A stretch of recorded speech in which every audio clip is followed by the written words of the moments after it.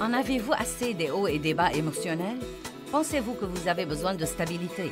Restez avec moi et découvrez comment vous pouvez jouir de la stabilité dans votre vie.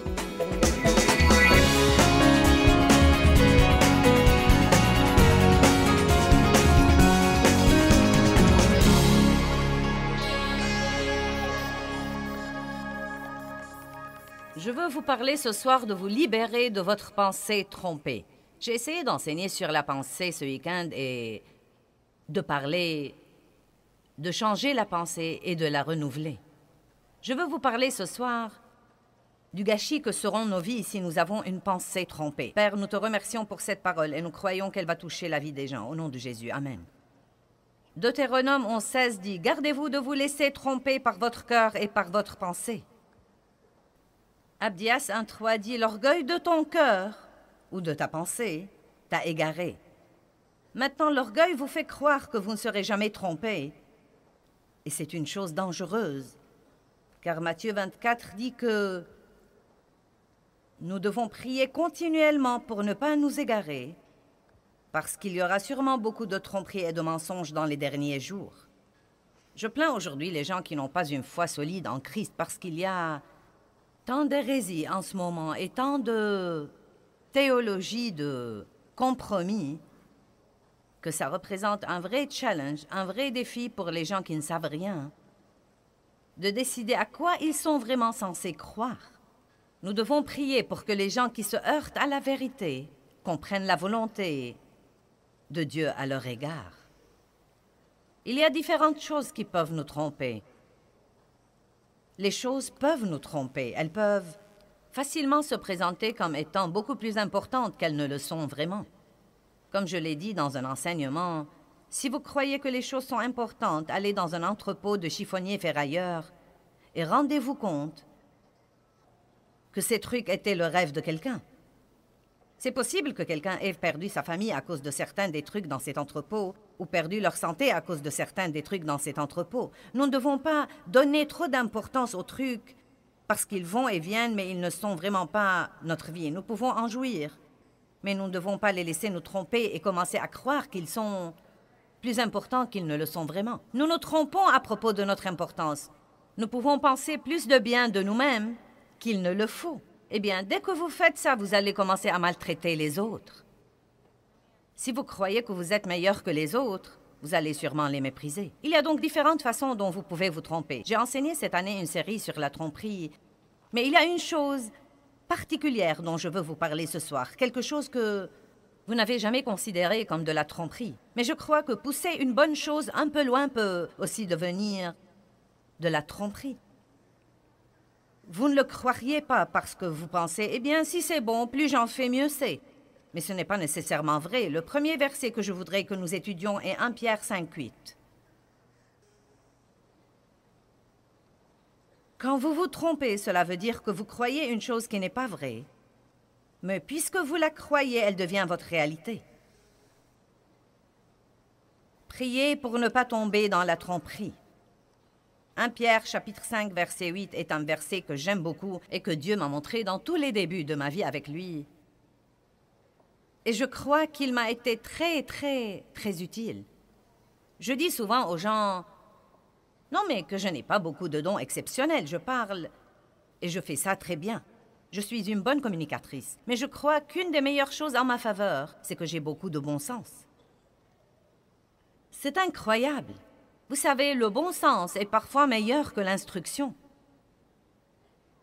Le bon sens seul, le bon vieux bon sens. La Bible dit « Soyez bien équilibrés ». Dites tous « bien équilibrés ». Que veut dire être bien équilibré? Cela veut dire faire assez de quelque chose, mais ne pas en faire trop. En faire assez, mais ne pas en faire vraiment trop. Car ne pas faire assez de quelque chose est mauvais. Mais si vous allez toujours à l'extrême et que vous en faites trop, cela peut vous attirer autant d'ennuis que si vous ne l'aviez pas du tout fait. Et je trouve que la chair est très, très excessive. Elle est très excessive. Les gens peuvent aller de ne pas du tout faire de l'exercice à vouloir avoir 2% de tissu adipeux et presque se tuer. Nous allons vraiment d'extrême en extrême. Et une des choses dont Dieu a parlé à mon cœur il y a longtemps, c'est que l'excès est le terrain de jeu du diable. Pensez-y un peu. Bon sang, c'est une zone où l'ennemi peut entrer si nous devenons excessifs dans quelque chose. Soyez donc bien équilibrés, car votre adversaire, le diable, rôde comme un lion rugissant, cherchant qui il dévorera. Résistez-lui et soyez fermes dans la foi. Il y a beaucoup de messages différents là dans 1 Pierre, mais le seul dont je veux vous parler ce soir, c'est de tâcher d'avoir l'équilibre dans votre vie. Et donc, je vais vous parler de plusieurs domaines où je crois vraiment que les gens peuvent devenir très excessifs et pourtant croire en même temps qu'ils sont très spirituels. Par exemple, je crois qu'une personne peut être excessivement spirituelle. Vous dites, que veux-tu dire par là? Eh bien, quelqu'un qui essaye de créer un contexte spirituel pour toute chose va devenir bizarre. La Bible dit que nous devons renouveler nos pensées. Certains la lisent mal et croient en fait qu'elle dit que nous devons enlever nos pensées. Vous ne perdez pas votre cervelle et vous ne perdez pas votre bon sens quand vous êtes régénéré et quand vous avez une relation avec Dieu. Être spirituel ne veut pas dire que vous êtes en train de flotter sur un nuage tout le temps et que tout dans la vie devient essentiellement spirituel. Il y a dimanche, mais il y a encore lundi, mardi, mercredi, jeudi, vendredi, samedi, dimanche, lundi, mardi, mercredi. Vous devez gagner votre vie. Vous devez vous entendre avec les gens. Vous devez payer vos factures. Vous devez nettoyer votre maison. Et vous ne devez sûrement pas parler partout le langage chrétien avec tous ceux que vous connaissez et leur donner l'impression que vous êtes fous. Comment est-ce que quelqu'un peut être trop spirituel? Eh bien, d'abord, il commence à négliger les aspects naturels de la vie quotidienne. Par exemple, peut-être qu'il prie beaucoup, mais il compromet sa santé. Vous ne voulez pas que je m'embarque là-dedans. Mais c'est pathétique ce que les gens abusent de leur corps. Ils ne dorment pas, ils mangent mal la plupart du temps, ils ne boivent pas assez d'eau, ils ne prennent pas soin d'eux-mêmes, ils ne font jamais de l'exercice et se sentent mal tout le temps. Je vais prier pour un miracle. Et il y a trop de ces trucs-là.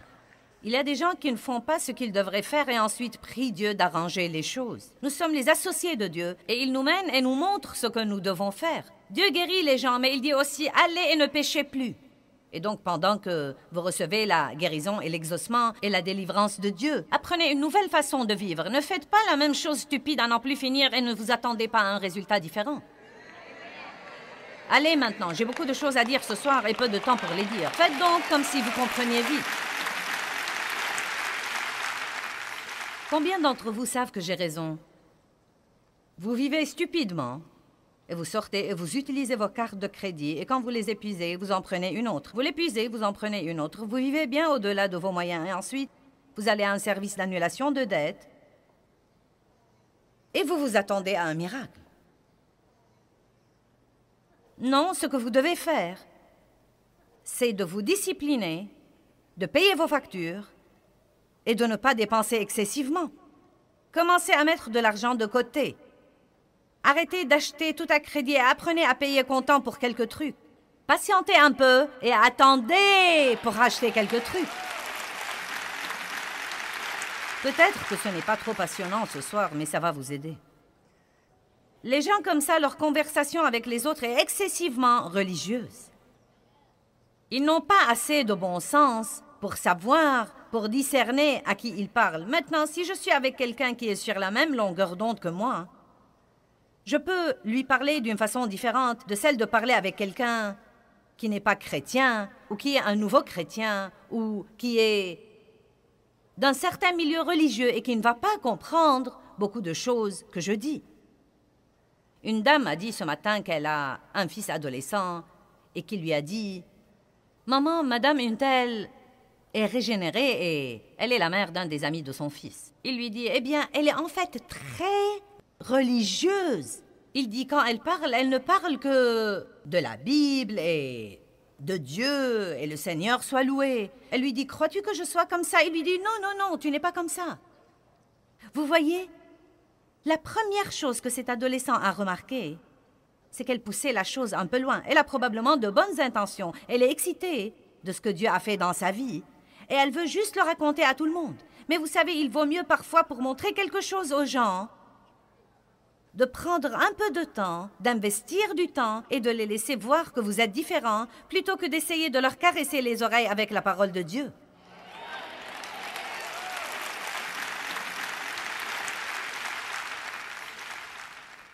Les gens sont excessivement spirituels quand leur conversation est trop pleine de « Eh bien, Dieu a dit et Dieu m'a dit ». Car la vérité est que nous sommes menés par l'Esprit de Dieu. Nous sommes menés par la paix. Nous avons un témoin intérieur de ce qui est bon et mauvais, mais nous n'avons pas une conversation continuelle avec Dieu. Et ce que nous voulons dire beaucoup de fois, et vous savez, eh bien, nous avons quelque chose dans le cœur, ou notre cœur est tranquillisé à propos de quelque chose, mais nous disons « Dieu m'a dit ». Et les gens qui ne comprennent pas ça se demandent « Pourquoi Dieu ne me parle-t-il pas ?» Et pas seulement ça, si vous voulez la vérité, bien de fois, c'est vous qui vous le dites et non pas Dieu. Et vous vous dites souvent ce que vous voulez écouter.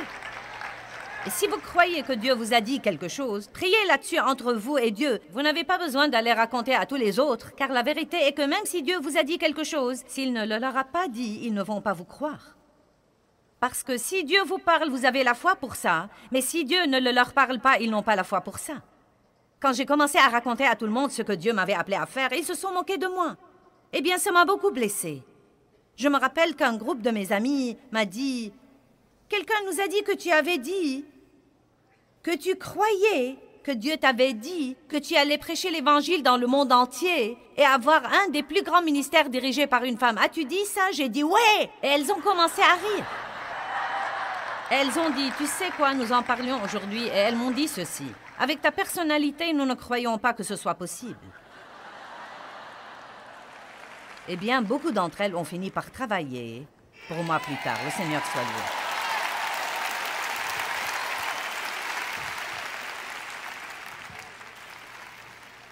J'ai dû surmonter beaucoup de ces trucs aussi. Nous avons de bonnes intentions. Mais j'essaye de m'exercer à dire, vous savez, Dieu m'a mis ça dans le cœur. Je crois que c'est comme ça que Dieu me mène. Et plutôt m'éloigner de ces trucs qui donnent en fait aux gens l'impression que vous êtes plus spirituel et que vous les dépassez tellement qu'ils ne pourraient jamais être comme vous ou avoir ce genre de relation avec Dieu. Peut-être que certains n'aiment pas ce que je dis parce que vous aimez plutôt être ce genre de personne. C'est dur d'aller raconter à tout le monde que Dieu vous a dit quelque chose et qu'il s'avère par la suite que Dieu ne vous l'a pas dit et vous vous démenez pour faire que ça se produise. Quelqu'un est passé par là, a fait ça? Moi? C'est dur. Les gens qui sont excessivement spirituels utilisent des expressions religieuses avec des gens non sauvés qui sont complètement étrangers à ça. Quand vous êtes parmi des gens non sauvés, tâchez de vous comporter normalement. Oh Dieu, sois loué, frère. J'ai été coincé dans un embouteillage ce matin, mais Jésus est bon. Alléluia. Tu sais, ça n'a pas trop d'importance parce que le diable est sous mes pieds.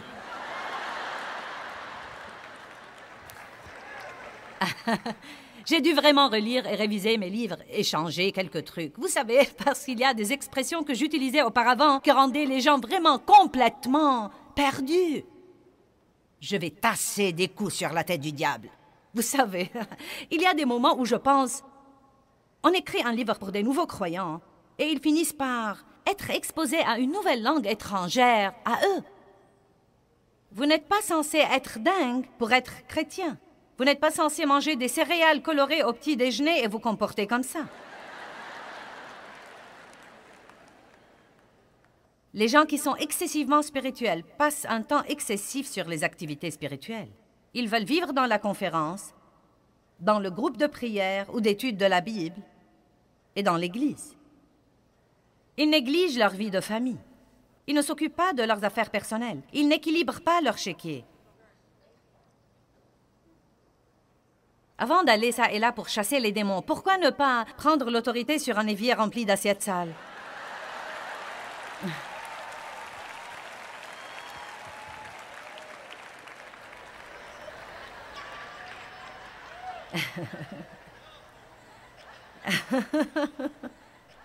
Vous savez où j'étais quand Dieu m'a appelé? Je faisais mon lit. Vous n'êtes pas censé faire quelque chose de spirituel pour que Dieu vous parle. En fait, je crois parfois que cela ferme la porte à Dieu. Je faisais mon lit en écoutant une bande. Non, mais l'Esprit de Dieu a jailli en moi et Dieu m'a appelé à faire ça. Vous savez comment j'ai expérimenté cet appel? J'ai ressenti un désir tellement irrésistible. Et ça ne m'a jamais quitté. Et j'ai senti que Dieu m'a dit que j'allais enregistrer des messages et qu'ils seraient diffusés dans le monde entier. Et c'est exactement ce qui arrive aujourd'hui à travers la télévision et la radio et les livres, etc. Les gens peuvent même donner excessivement à tel point qu'ils ne pourvoient pas aux besoins de leur famille. Mon père avait de l'amertume dans son cœur parce que son père était un de ces types excessivement spirituels. Mais il était aussi méchant qu'un serpent à la maison. Il allait à l'église et donnait tout son argent alors que ses enfants n'avaient même pas de chaussures et ils allaient partout pieds nus. Et il faisait le religieux puis traitait tout le monde à la maison comme des chiens. Et je crois qu'à cause de ça, c'était une des raisons principales pour lesquelles mon père est devenu amer et son cœur s'est ouvert à beaucoup de mauvaises choses et il a fini par abuser de moi et gâcher la vie de mon frère et faire du mal à ma mère et à un tas d'autres personnes. Et finalement, Dieu merci, à l'âge de 84 ans, il a accepté le Christ, mais il avait gâché toute sa vie. Cela aurait pu complètement changer si son père avait un certain équilibre. L'équilibre n'a pas l'air d'être un mot très spirituel, mais Dave m'a dit l'autre jour, « Je crois que tu devrais écrire un livre sur l'équilibre, car c'est l'un des plus grands problèmes que nous avons dans notre société. Les gens mènent une existence déréglée d'une façon ou d'une autre. Soit nous ne faisons rien, soit nous en faisons trop. Et nous allons d'un déséquilibre à un déséquilibre à un déséquilibre. Je me souviens même que quand Dieu s'occupait de moi à propos de ma bouche, j'ai commencé à me rendre compte que je parlais trop et j'ai essayé de contrôler mes conversations, car je disais ce qu'il ne fallait pas dire et donc... Je me disais, bien, je vais réparer. Et donc, je ne disais plus rien.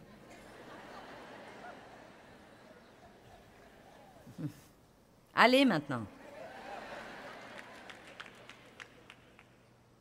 Vous pouvez même... Vous savez, payer la dîme et donner des offrandes est bon, mais vous devez aussi être responsable et vous occuper de votre famille. Vous savez, les gens peuvent commencer à croire que Dieu leur parle et ils font les choses les plus bêtes, les plus stupides, et je les plains parce qu'ils croient vraiment que Dieu leur parle. Vous pouvez tellement vous égarer si vous avez un esprit d'erreur. Vous vous trompez tellement que vous croyez que Dieu vous dit des choses qu'il ne vous dit pas du tout. Non, mais les choses auxquelles nous faisons face, parce que les gens perdent l'équilibre, et cela les ouvre à toutes sortes de trucs bizarres. Mais ils s'égarent tellement qu'ils croient vraiment que c'est de Dieu. S'il vous plaît, ne laissez pas votre pensée vous tromper. Si tous ceux que vous connaissez vous disent que vous vous comportez bizarrement, vous devez peut-être prier là-dessus au moins.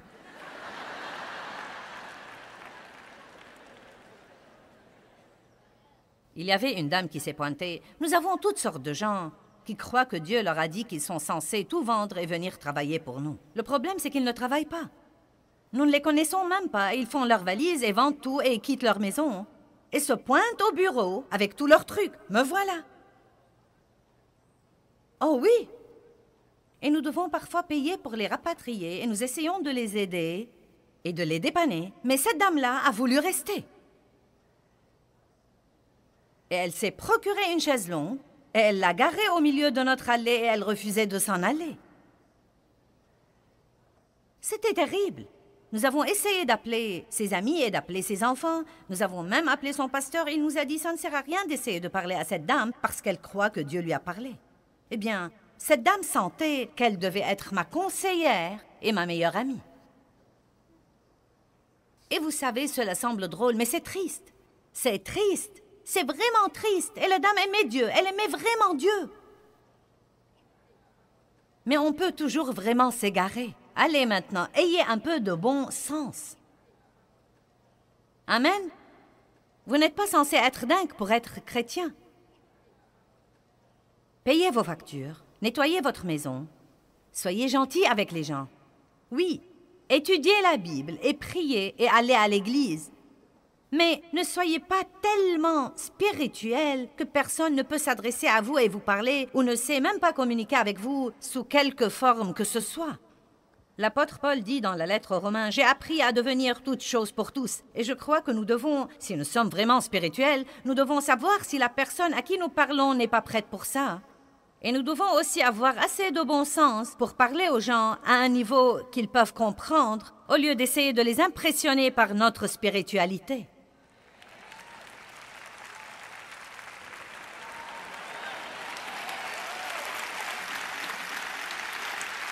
Regardons 1 Timothée 5:8.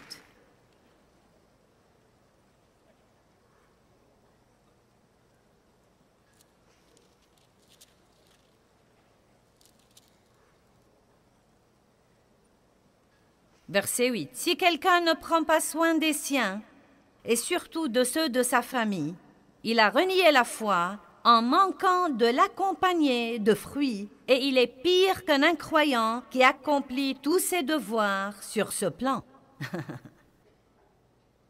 Eh bien, je n'ai pas eu beaucoup de fruits pour ça. Qui a un parent qu'il n'a pas appelé depuis 6 mois, ou qu'il n'est pas allé voir parce qu'il est occupé à être spirituel? Allez maintenant. Je crois que vous pouvez vous fâcher. Je m'en irai ce soir de toute façon et vous n'en mourrez pas. Et quand je reviendrai, vous m'aimerez de nouveau. Vous savez quoi? En ce moment, je suis dans une période surchargée de l'année. En 4 semaines, j'ai fait 3 conférences. Toutes les semaines, j'avais 2 jours de télé. Et j'avais d'autres réunions que j'ai faites. Et pour moi, c'est vraiment un programme serré. Au milieu de tout ça, ma mère, qui a 80 ans, est tombée malade et entrée à l'hôpital. Eh bien, ce n'est pas le bon moment pour moi pour m'occuper de tout ça. Mais quand je rentrerai ce soir, chez moi, aux alentours de minuit, demain sera la première journée libre que j'aurai depuis longtemps et la seule que je vois venir pour quelque temps.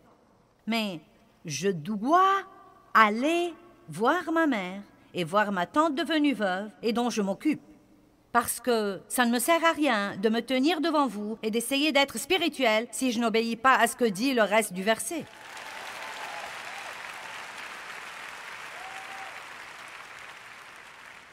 C'était si libérant pour moi d'arrêter de partager ma vie entre les choses spirituelles et les obligations. Quand je me suis rendu compte que c'était de la piété d'aller visiter et de m'occuper de mes parents âgés, que c'était de la piété de garder ma maison propre, que c'était de la piété d'équilibrer mon chéquier bancaire. Ces choses aussi sont de la piété. Combien d'entre vous sont d'accord qu'il y a des gens qui jettent tout ça par la fenêtre car ils ne veulent être que spirituels? Cela devient excessif et cause des problèmes.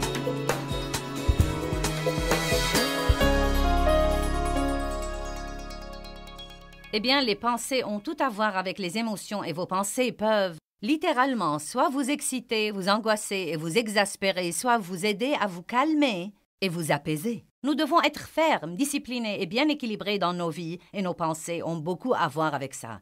Peut-être que vous pensez tous, eh bien, je ne peux rien changer à mes pensées. Eh bien, la première chose que vous devez apprendre, c'est que vous pouvez choisir vos pensées et vous devez le faire avec précaution.